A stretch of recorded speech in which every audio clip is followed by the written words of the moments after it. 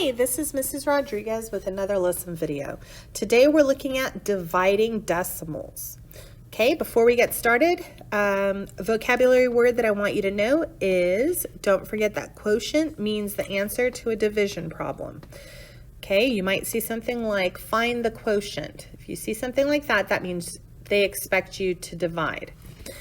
And before we get started, we need to remember that the first number, if the division is written horizontally, that first number is your dividend and the second number is your divisor.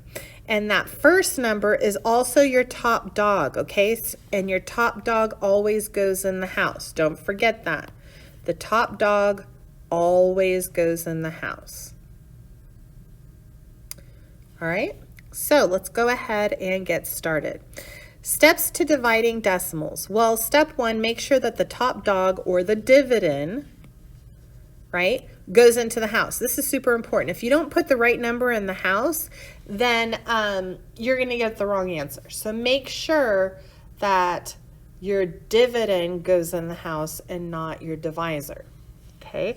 And if you run into an issue where you have something where it's vertically written, like 12 over 0.2, remember, 12 is still your top dog, okay? Now 2, the second thing you need to remember when you're dividing decimals, if your divisor is a decimal, you need to change it to a whole number before you can divide. So what does that mean?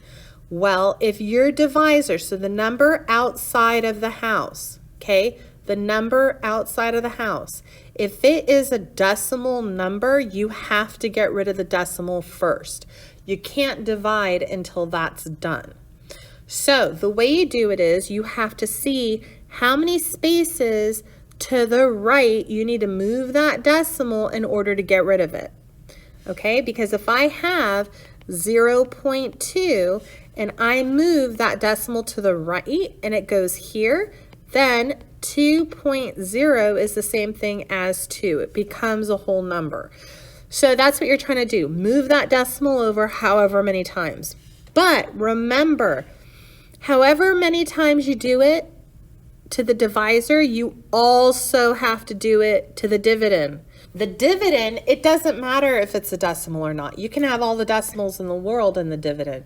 In fact, when you're doing long division and you still have remainders, you add a decimal so that you can drop zeros to keep dividing. So anything inside the house can have a decimal, and that's fine. But if you're messing with decimals outside of the house, like for the 0.2, you also need to move it the same amount of times inside the house. So 0.2 becomes 2, not 20. Not sure why there's a 20 there. So sorry about that, guys. This is a 2, not a 20. And this is, went from 12, we moved the decimal over, and now it's 120. Okay, so if there's no number behind the last number, you just add zeros to move that decimal. Okay, so 12, there were no other numbers, and we had to move its decimal once, so we just add a 0. So 0.2 becomes 2, and 12 becomes 120. All right. And don't forget, it's okay if the top dog or the dividend has a decimal. You don't have to change anything. If it's the number inside the house with the decimal, that's okay. So let's go ahead and take a look at a couple of examples. So the first example is dividing a whole number into a decimal. So first things first, this is our top dog. Okay, so that means that's the number going into the house. And the 2 is going to be on the outside. The second thing is to check to see if the number on the outside is a decimal or not. Nope, it's just a regular 2. We have a decimal inside the house, and that's okay. So now we're ready to just divide like usual. 2 does not go into 1, so I'm going to place a 0. Wherever your decimal is in the problem, that's where it's going to be in your answer. Okay, you're just making sure that they line up. So 2 did not go into 1. Does 2 go into 12? Yes. Okay, so we did, 2 didn't go into 1, it went in 0 times. So we're left with a 1. We drop down the 2. 2 goes into 12 6 times. 6 times 2 is 12, and we go ahead and subtract. 12 minus 12 is 0. There is no remainder, so we are done. Okay, so for this problem, we didn't have to worry about moving any decimals because the only number that had the decimal was the dividend, and it's okay for the dividend to have a decimal in it. You just can't have a decimal in the divisor. All right, so the answer to this is 0.6. Okay, let's look at another example. In this scenario, we are now dividing a whole number by a decimal. We're dividing a decimal into a whole number. We need to remember that the first number is your top dog. So that is going to go in your house. So we have 0.2 into 12. Okay? Now, the second thing is to make sure that the divisor, the number on the outside, okay, remember, here's your divisor, does not have a decimal in it. And it does. So we have to fix that first before we can do anything else. So I have to move this decimal all the way over until there's no more decimals. So to get it all the way to the end, I had to move it 1 time. So that's going to give me a 2. Okay? And then remember, whatever you do to the divisor, you also have to do to the dividend, the number in the house. So I have the number 12. 12 is typically just written as 12, but it can also be written as 12.0. So our decimal's already at the end of the 12. So if I need to move it over 1 space, that means my 12 becomes 120.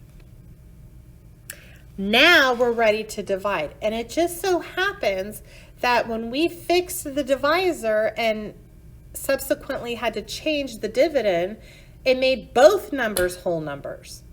So we don't even have to worry about any decimals right now unless we get a problem with remainders. So let's go ahead and start dividing. 2 doesn't go into 1, but 2 goes into 12 6 times.